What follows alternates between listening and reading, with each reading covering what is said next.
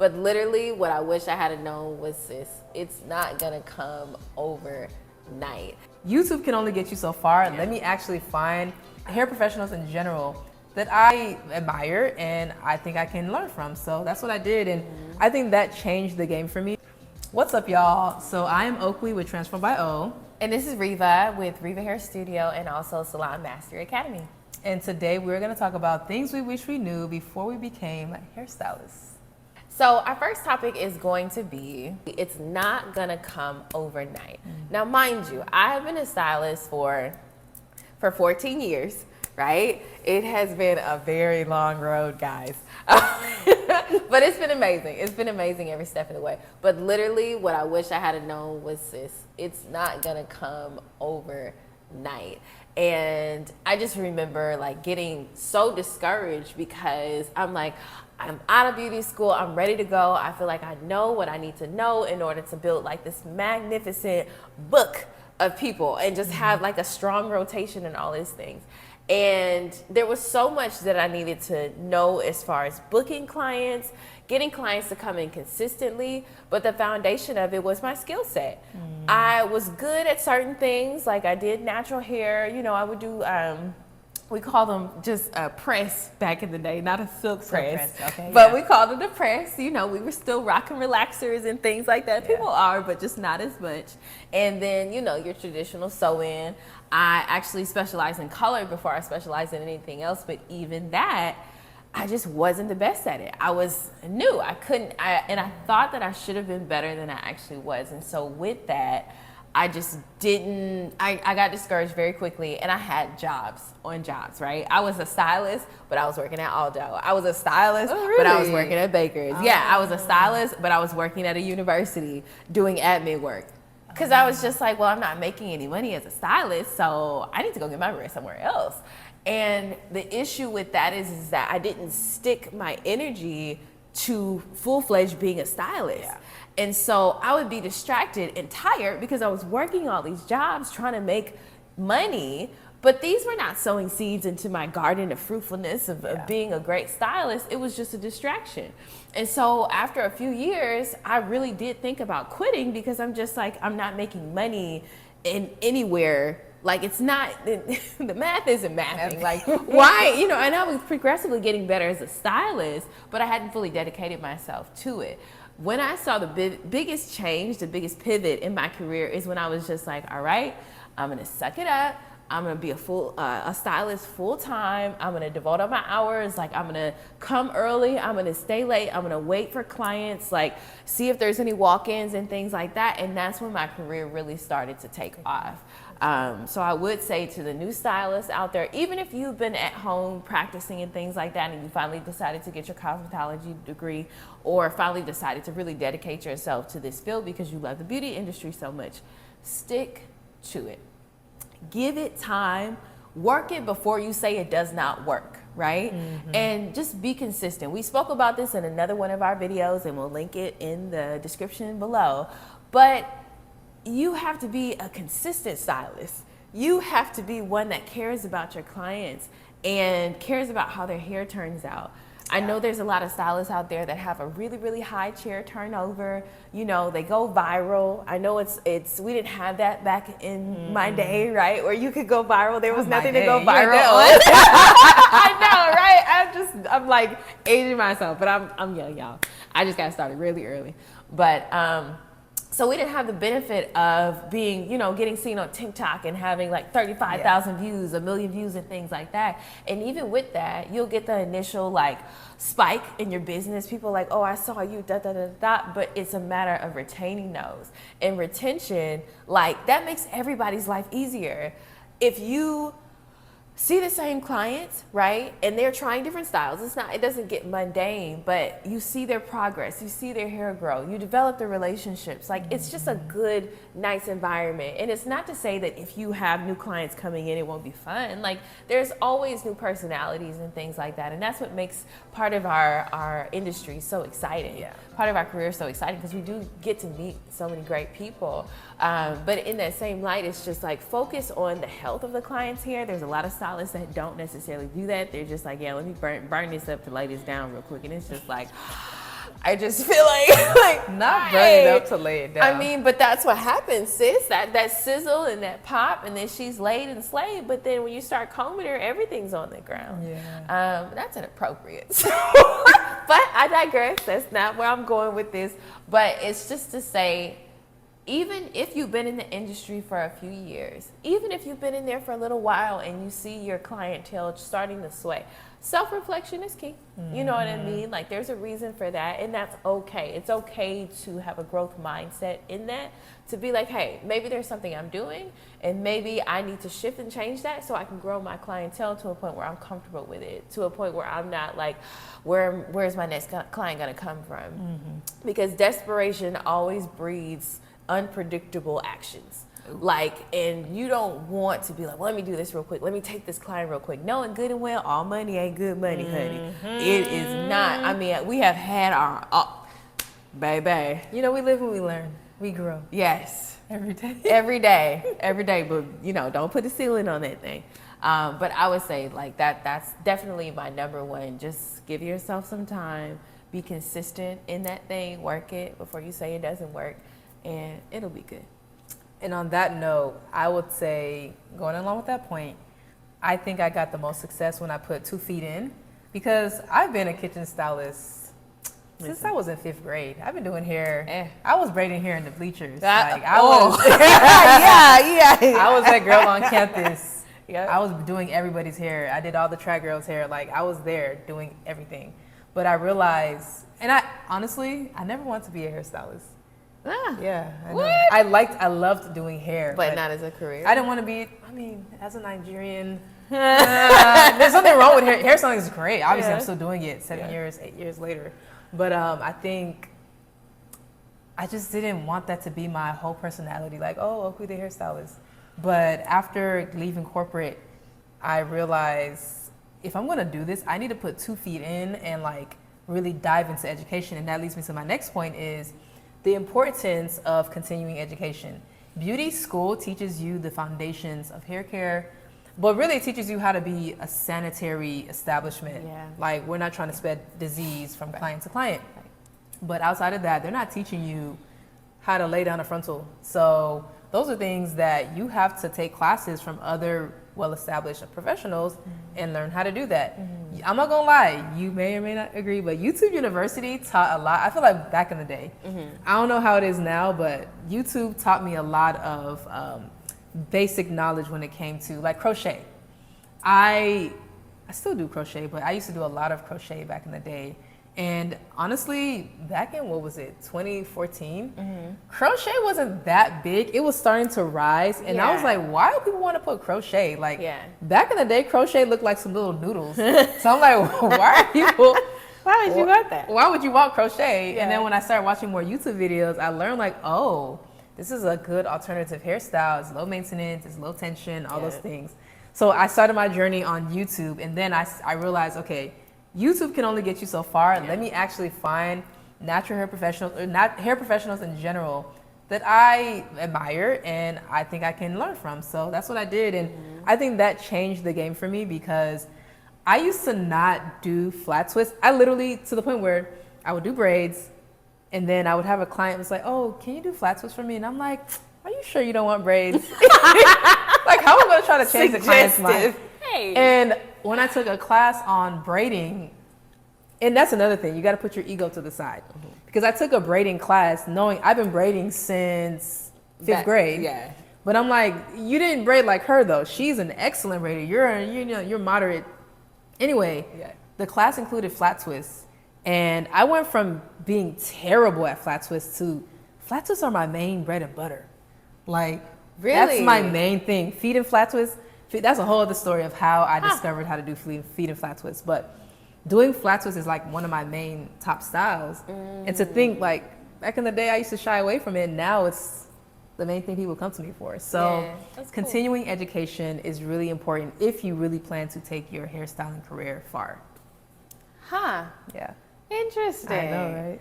But that goes to show you the beauty of, like you mentioned, just investing in your education, just being committed to like growth. Not like this, well, I'm this type of stylist, like I only do this, I only do that, which is cool. I'm honestly all for staying in your lane. I specialize in color, natural hair, and extensions. Anything outside of that, I don't do it because it's time consuming, and the way that my schedule is built out, it just wouldn't make sense. Like 6 and 7 and 8 hour services that aren't color services wouldn't make sense because it's the way that the schedule is aligned. But that education, like, I mean, I remember most of what I learned in beauty school was sanitation. I mean, and again, we were doing roller sets. So check it out. And for my stylist friends out there, y'all know what I'm talking about. We had to check out how many of one thing we had to do. So we had to do, like, it was something crazy, like 100 foils. 100 highlights on clients. So when you get on the floor. So, okay, for those who don't know, like, a quick rundown of beauty school, right? So you're in classroom for a certain period of time. Now, I'm from Wisconsin, so I don't know if it's different anywhere else. So we're in classroom for a certain amount of months, and then you get out on the floor. So when you get out on the floor, we were a pretty busy beauty school, so we would have to take clients, and so they would give certain students clients based off of what they needed. So if I needed to do 100 foils, I was at the top of the list.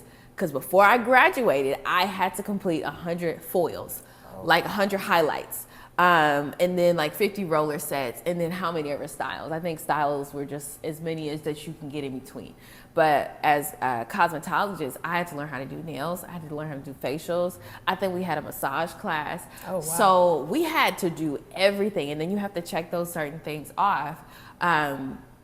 But I learned quite a bit in beauty school, but on a higher level, when I got out, I realized, baby, you don't know very much at all. Like, I could highlight. I could do like a little thin. I mean, she was gonna be together. But as far as like toning, like customizing that thing, like making it look like $1 million, that did not come on my own. Yeah. I had to suck it up, and I had to pay for those classes with my little broke self. Like, coming out of beauty school, and that's the thing about investing. Even now, we're not talking about being irresponsible with your money. Right. But it's just like, you have to think about the compound interest that comes out of investing into something as crucial as a skill.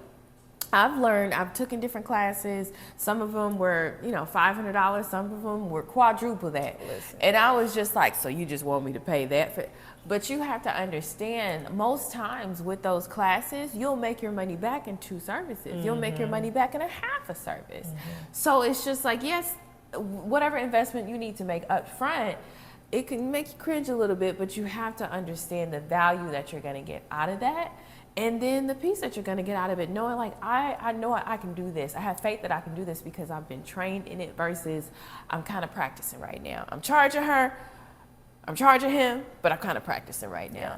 So you want to practice in a class environment and execute at the salon. Or just have models, like have a system family in members. Your salon where, because I mean, you can only have so many family members. So I know another stylist that she has a way a client can book models, and obviously it's a significantly discounted rate.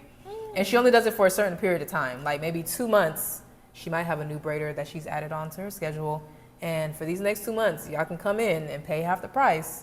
Once that's over though. Like, anyway, the point is continuing education and practice. Yes. Get your learning in, and then get your practice on. Practice makes perfect. Yes. But skills, learning those skills from somebody who has wisdom in it, it saves you a lot of time and effort. Yeah. So continuing education is a really good one. Yes. So another thing I wish I knew before becoming a stylist is how important planning is. So I think if you work within a salon system, then things are already kind of set out for you. Kind of like corporate. You come, you show up between these hours, and you're good. Now, if you are going to be independent, you have to be an excellent planner down to not just your salon schedule, but your personal life as well. Because if you are disorganized, it will show, and clients will recognize. Because let's be honest, half the time, if a client or if a stylist is regularly late, it's because she didn't plan well, she didn't lay out things properly, she never has towels, she's always out of shampoo, things like that. Like, you have to be very good at paying attention to the details that will help your salon run efficiently. So one of the things that is important for planning is having a great booking system. It's helpful for you to manage your schedule, and it's helpful for the clients to easily book, because there's nothing more annoying to me. Not that I look for stylists to book with often, but if I go on a stylist page and I'm like, oh, how would I get in with her? If I have to DM her or text her, I am deterred from trying to book, because it feels like too much friction to get an appointment. I want to see your availability and book. I want to know that what is available online is truly available, and not like you're like triple booking somebody, you know. So planning is crucial. Learning how to time your appointments. In the beginning it might be tricky, but as you become like a more seasoned stylist, you're gonna learn that a silk press take this amount of time. Then that means you can stack your appointments a particular way. Another thing that is important is wardrobe. I think wardrobe can be underestimated. I'm the type of stylist that I like to wear black, and honestly, I think it's a standard in the beauty industry. We wear black because we, like beauty school, we were told to be the background, not the foreground. Right. And some people might take that as well, you know, listen, in the best and most heartfelt way, it's not about us. It's about the clients that we're serving. Right. And I personally do a lot of color. I do a lot of like high-lift colors and highlights and like bright colors. And so if me or my assistant has like some bright fuchsia or lime green, and I do a color that contrasts to that, and it's not in the best way, it may offset how the client looks at their hair. Like if you have brown hair, if you have even blonde hair, most times it goes well with most things. But if I'm doing a client that's red and I have on like some off purple color or something, it because it is such a brand new color to them, it might kind of offset it. So I just do black. Black is my best friend. And then because we're at the salon, there's soap, there's product, there's color, there's lightener, and something's always on my clothes. Like I try my best, but at this point I just have like this relationship with whatever products I have, and we just come together, and at the end of the day, it's just on me. And that's okay. But if I have something cute, like a nice like cute tan sweater, and I just bought it and I think I'm cute walking through the salon, and halfway through the day I realize I got a nice slap of red on my thigh, I'm gonna be a little upset, and I'm gonna spend 5 minutes that I could be eating trying to get color off my pants with hairspray. It's just not, I mean, if that's how you want to live, honey, get it. Like, but that's fine. But black is I feel like it's a very sleek and professional look. They even have lines out now where they're like color proof. Have you seen those where they have color proof? Oh girl, I have got to send. We're gonna send you some stuff. Or add it in the description. But there's different clothing lines out made specifically for stylists that are color proof and things like that. So they're fashionable, but you just, if you get a little something on you, just wipe it off. But black is really easy. And so with planning for that, I have a literal black side of my closet, and I like dresses. It's just easier to wear. So I just pull, from my closet, put on my shoes. It takes me maybe 5-10 minutes to get dressed. Like I don't want to put that extra effort into it if I don't have to. And I look polished and I look finished because, it's black and it's clean. Like now, mind you, side note, y'all, if the black is not like, stain resistant and it's got bleach on it. Oh, you gotta throw that out. I mean, maybe the second wear, okay, you can get away. But as it starts accumulating, I don't think we want to look like painters. Now, I certainly don't. To each Unless your apron can cover it. Unless your apron can cover it. I don't like aprons. I feel like they kind of get in my way. Yeah, I love aprons. I be trying to my comb in there. Yeah, you're right. Yeah. I used to. Maybe I'll get back into it later. But yeah, black is wearing black is a good way to have a professional look, to be a nice background, clean background for your clients, well. And have a consistent look. Yeah. Because honestly, I might need to learn about that color resistant line. Oh, that's but good. I like to wear a nurse's outfit because I can just look the same every day. I don't have to think. I'm trying to be like Steve Jobs. Like, don't have to think about my outfit, what I'm gonna wear. It's a black top and the nurse's bottom, black all the time. So. And they're comfortable. They're comfortable. It's very comfortable. I feel like I'm wearing PJs, but I don't look like I'm wearing PJs. You know what I'm saying? So. Yeah, to each his own. There's different ways that you can do it, but it's our opinion, recommendation. But yeah, so we would recommend just doing black, and that'll just make your morning schedule a little bit easier and go a little bit faster. So our next topic on things I wish I knew before I became a stylist was meal prepping, or just knowing what I'm gonna eat. And I say that because Most stylists, some stylists have really worked that into their schedule and they have gotten so good at it. But most stylists, we are eating on the go. I know it's not the best, but I personally like to eat standing up only because if I sit down, baby, my whole body is going to be like, Relax. Yeah. Finally. So I take 5 minutes to eat. Some days I do get a little bit more time and I actually like get a chance to like warm up my food so I don't have to eat it cold and like actually sit down for about 15 minutes to eat. But I will say for me, in all of my years, I have just learned that meal prepping for the days that I have to work is paramount to the success of my days. Now, mind you, I am vegan. And I do have some different dietary restrictions. And so eating out for me is definitely a little bit more difficult. I can't just go to a Grubhub or a DoorDash and be like, swipe, swipe, kick, push, pull. In between, like me, pass through my silk press and then get the food. Like it's a methodical thing.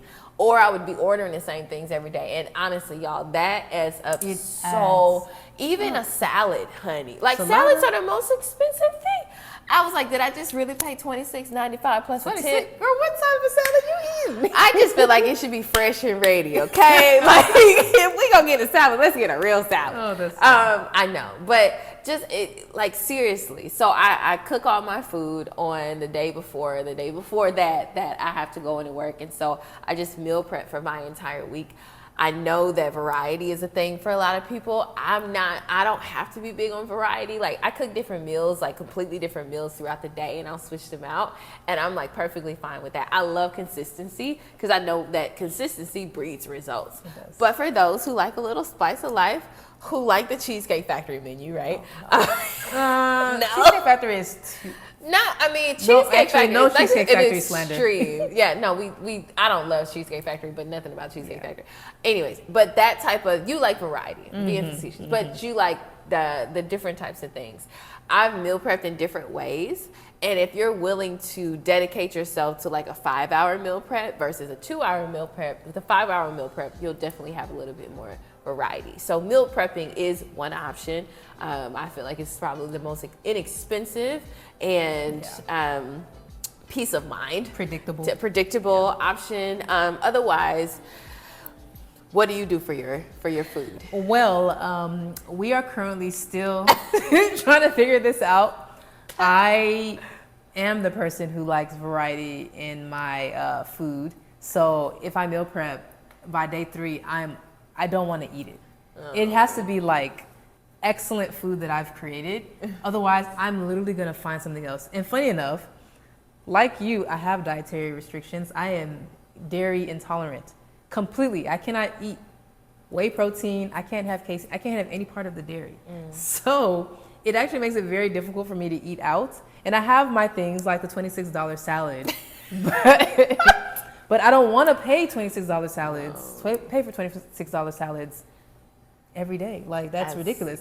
So even after almost 8 years, we're still trying to figure it out. But one thing that I have done that has helped me is always having a protein shake available. Okay. And I don't even do the ones that you mix. I get the one that's prepackaged because it's consistent. I know what it's going to taste like. Because here's the thing. I've tried to do the whole mixing situation. One time, it's amazing. The next time, I'm just like, did I add too much milk? What did I do differently? And if I do that, I'm not going to finish a protein shake. Maybe I'm childish. I don't know. Because, to me, I feel like I should just do it because it's helpful for my body. Yes. It's building my muscles, maintaining my muscles. It's keeping me satiated. But, I know myself now, so protein shakes across the board. Always have water. I always have protein shakes.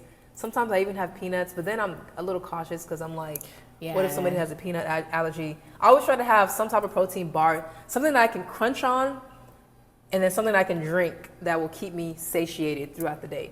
To me, that is not sustainable though, because I feel like we're not supposed to just be living off of protein shakes and protein bars.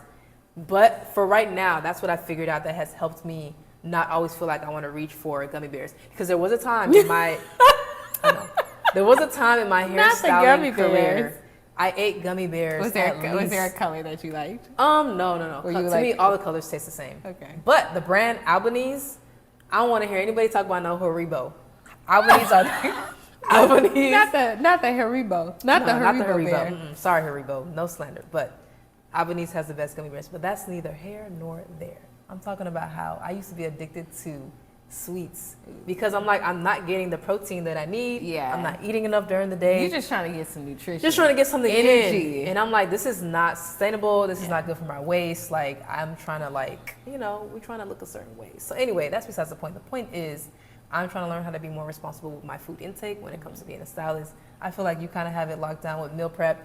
This year, that's one of the goals is to have meals created. One thing I am learning is instead of creating pre-packaged meals, I need to create sections. So like have my protein. And you just like dip it off, and so whatever you want that I can day. mix and match. Yeah, so it doesn't get mundane. Yes. I've seen people do that, and I do like that. Like I'll do that sometimes, like whenever, because I have like those glass fun containers, and I just like to hear the like top snap. I'm just like so satisfied. Oh, like so I finished it. It's weird. Wow. But if you have maybe like 8 different things that you cook, example. That's not gonna and this happen. is like, I know we're getting like off the cut as far as like, but this is our life. Like y'all, we have got to eat. Yeah. So example, right? So if you're meal prepping, let's say like you are just, you get bored really quick. So I would do like 3 proteins. Let's do 2 proteins if we're doing a week. 2 proteins is 2 realistic. proteins, yeah. So a chicken and a turkey. Let's say just ground turkey, Yeah, right? right. And so I mean, ground turkey is easy. yeah, it's super duper easy. You pick what you want. And then we have 3 veggies, right? So let's do a broccoli. Do we like green beans? We like green beans. Okay, no broccoli. Broccoli. Broccoli's so good. It's so fresh and delicious. Okay, fine. So let's do a green bean. Let's do something else green. A spinach. Okay, I'm talking to y'all and her, okay? Because I feel like some of y'all are like, y'all like a good broccoli that's like cooked fresh. You know, it's got a little crisp. I like a to little it. crisp, a Yeah. little garlic and pepper and salt. Yeah, on it. I mean, we have to season these things, you guys. We cannot be out here being bland with our food. We don't do that. We 'Cause I have won't to eat it. flavor and I won't eat season. it. Because like I said, I'm vegan. All I eat is veggies. I'm not like a dirty vegan. Like I don't eat a bunch of processed stuff. I'm pretty much like, it is what it is. I eat whole foods, but I season my food. Anybody who knows me, they're like, yeah, Ruby, this is me. I will season food. Not a lot of salt, but besides the point. Okay, so we got our 2 proteins. We can do 3 veggies. So let's just say, hypothetically, we have our broccoli, we have our spinach, Asparagus. and we have asparagus. Okay, cool. Yeah. And then for our carbs, we have a good brown rice and we have sweet potato. No, we don't eat brown rice. Why not? We don't eat brown rice. Brown rice? I don't like it. Okay. I like basmati and jasmine. Okay, fine. Baby, we just gonna, okay, why don't you throw a little Brown bit. rice is not good. It is delicious. Not good. It's not good. I don't like it at all. What if you season it well? I don't like Have it you at ever all. tried, y'all? Have you ever tried like putting like a bay leaf in your like rice? That leaf is not making a difference. Baby, I love a good bay leaf. It just gives it a little bit more flavor. It gives a little pop. Anywho, okay, fine. So we got our sweet potato and we have our basmati rice with a little bit of salt and pepper. Yeah. Okay, cool. So we have a bunch of different items, and you can do like one day you can do a sweet potato, a chicken, and asparagus, and another day you can do your ground turkey, you can do your broccoli and your basmati some rice. sauce, though. And okay, sauce.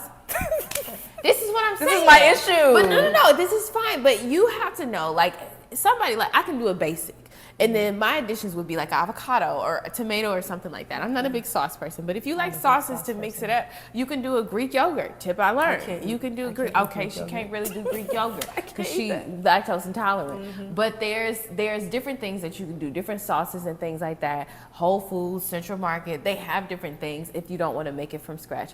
And then you kind of mix it up and do it that way. We kind of went down the little meal prep hole here, but because we're real people, these are different things that we, it would be helpful. If I had known this early in my vegan career, I would think, oh yeah, now it doesn't have to look so boring. Now I don't have to get bored. But if you have those different things in your fridge and you actually commit yourself to it and you don't let your feelings be in the driver's seat, you just let them be indicators and not drivers. That's true. Then it'll get done. Because we were talking about this earlier. Pick a pain, right? So it's either like You either on the front end, you're going to stay in bed, right? You're not going to get up an hour early like you said you was going to get up and go work out. And you kind of like roll over, you get up, now things prepared. You got your blackout though. You're going to wear the black to work. But then you like, well, what am I going to eat? Because I'm hungry. And then you're like, well, I want to eat a salad today because I said I was going to be healthy. But then you go to DoorDash and you see what they recommend, and everything looks bubbly and delicious. Yeah, I'm getting the Thai and food. Fried, yeah, Thai food. I mean, you might just get you a little tossed orange chicken, extra crispy with basmati rice. Basmati You or know jasmine. what I mean? And they might don't let them have a buy one get one free on there. Oh, 'cause you I'm might getting get both. I'm getting both. Exactly. So you're getting gonna both. be eating not so great for lunch and dinner. So It's a bad cycle. It's a really bad cycle. Exactly. And it's expensive, and then you resent it afterwards. So back to our main point. Before we talked about food preparation, preparation is key to success. Yeah. And I don't want to mess up this saying, but if you don't plan to, If you fail to plan, then you plan to fail.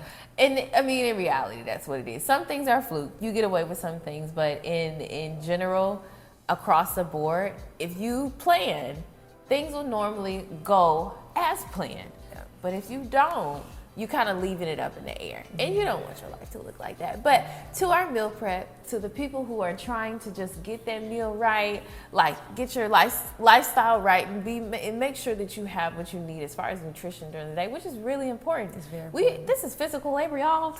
It's beautiful. Our results, chair turning, hair whipping, and all the things, but it can be very physically taxing. And so your nutrition, if you can, and even if you don't have food for that day, get yourself some type of healthy granola bar, get your protein shake or things like that. But just making healthier options for when you do eat, so you do have the right type of energy. Because those glucose spikes right around 5:30 p.m., especially during the winter time when that sun go down, baby, everybody, I'm asleep. My one eye is just, she's on her way out. She's on her way out. So, but if I make sure I keep myself steady throughout the day and have some good energy and some good things to munch on, you're cool. And then when you get home, you're not like running to the fridge. Yeah. Because it used to be, man. But yeah, so to say all that, just, plan ahead if you can. Figure out what you like as far as eating and things like that. And like that, go and just try your best to make the right choices as far as food. We're adults, guys. We know what's good for us. That's hilarious. Okay. And another thing we wish we knew before becoming stylists is creating a schedule that does not exhaust us. So one of the things, we kind of mentioned it earlier about planning, about having a booking schedule, but also you don't want to be the stylist that's booking 4 clients at a time, because yes, you might be able to stack your money well, but that might not be conducive to keeping your body healthy, because you're going to be exhausted. Not even just physically, but it's mentally taxing to try to stack people. You're trying to manage emotions with clients, because if I'm sitting in your chair and you're working on somebody else and I'm waiting 2 hours, I'm not going to be happy. And you don't want to constantly have to deal with unhappy clients on a regular daily basis. That's not, to me, that doesn't lend to having a productive practice, or not practice, but a productive shop. So I think creating your schedule in a way that does not exhaust you, it might take some trial and error in the beginning, but because I'm not gonna lie, when I first started, Same. I already know what you're gonna say. Same. I didn't even stack people because I don't know how to stack in a way that doesn't give me anxiety. Maybe one day I'll figure it out, but I used to have a schedule that was 9 a.m. to 9 p.m. 5 days a week, and I was like, who does that? What was I thinking? That only lasted maybe 3 months, and I was just like, yeah, this is kind of stupid. But like I said, you live and you learn, and once you figure it out, I mean, you just roll with it, you keep going with it. So what do you think? So similar, but not. So I used to work at the height of when I was at the salon the most, I was working Monday through Saturday from about 9 a.m. Now, mind you, and I'm doing colors and things like that too, and us stylists and clients even who've gotten highlights and color before, you know how long it takes. You got to wait on your hair, you know what I mean, to do what it needs to do. But I remember being at the salon. I think the latest I've ever been at the salon is like 2:30 a.m. in the morning. Oof, I've had one of those days. And I just at about 12 o'clock, I was trying to reevaluate my life and what I had gotten myself into, because I was just like, baby, this can't be life. There's no more food to eat. Like you need to go to bed. But I wasn't done. And when I commit, and to a fault, when I commit to something, baby, we gonna ride this out. We gonna ride it till the wheels fall off. Yeah. And so I did that, I think, for about a year or two. Oh. And everything suffered. My physical health suffered. My mental health suffered. My emotional health suffered. My relationships suffered. Because I wasn't able to dedicate myself fully to anything, because I had just exhausted myself at the salon. Like she said, that money is money, honey. Like, especially as a stylist, and it was around the time that I had just moved to Houston. So I moved to Houston about 8 years ago, and we're filming this in 2024. But it was about 2 years into my move, so I really got my books together and was really getting that high rotation, and I was starting to being known for color and things like that, and people were really starting to come in, and I wasn't the one to say no. Like, starting over, I was like, yeah, I'll take clients. Anybody, let's go. But overworking myself, and I was in my early to mid 20s, and so, baby, that stamina, we listen. You couldn't tell me nothing, and I didn't even drink coffee. It was just off of my own. Yeah, I don't drink coffee. It's just in there. And it was just that drive was there, but I took advantage of myself, and I was a boundary pusher because I would know like that's enough, but I would still be like, sure, okay, why not? And it was not good. So as I grew as a stylist, I shortened my books. Of course, there was a little bit of kickback, like, hey, what are we gonna do? And I'm like, if you can fit in this time, I can make sure that you're accommodated. But I had this Messiah complex for a very long time, thinking, if I don't do it, who's gonna do it? And it's just like, they're gonna find somebody else. Yeah, or majority of them, like, they worked with my schedule. They figure out how to get into it. They figured out how to get it in, how to get in a consistent appointment. And before, they didn't really have to book ahead. They could book the same week. But now they had to be more methodical about, let me book my next 3 appointments. And I've had the same clients for 7, 8 years. Yeah. And I just love, like, my client family. Like, we roll. Like, I love it. But just learning, like, it's okay to set boundaries. It's okay to say no. And it's okay to be okay with that. Like, I don't say no often, but baby, when I do, I say it with so much moisture. Just no. And it's not to be a jerk. Yeah. It's just, hey, I can't do it. And that's actually okay. Clients learn how to respect your boundaries, though, when you're good at putting them. Yeah. Because we're all humans. Like, we're not robots. We're not robots. They understand that. Yeah. And they want you to be robotic. Yeah. Because nobody wants somebody sitting over there and talking about, oh, I don't feel good. Yeah. Like, it's just, we get sick with people, but it's just like, if you don't take care of your health, you're more likely to get sick a lot more often. Yeah. And I learned as the years went by as well, as I spread clients out, made appointments a little bit longer, I was making more money, which was ironic to me. I'm like, how is this working? But my books were so consistent, and I was booked so far, and still am booked far out to where I don't have to really worry about it. The system is automated. And obviously that comes with building a solid clientele that trusts you and is gonna come back consistently. But the money didn't change that dramatically. And peace of mind was better. Everything across the board that I mentioned before, emotional, physical, relational, everything got so much better, because I made time for it, and I made time for myself. So it's not, and I know if you're a new stylist, you're like, okay, I got to make sure I'm busy and da-da-da-da-da. Yes, have your 5 days or 4 days, how many ever often you want to work, and have that schedule open and work with that. And I'm not saying that, you can take clients here and there. Like, it's not this stagnant or just this fixed thing, but knowing that you don't have to be all things to all people all the time, it just gives you a peace of mind that, it can't be compared to anything else. Yeah, honestly can't. So I would just say, with booking, like, to exhaustion, and we get tired. And even last week, I was just like, child, okay. I'm a little exhausted. And it happens.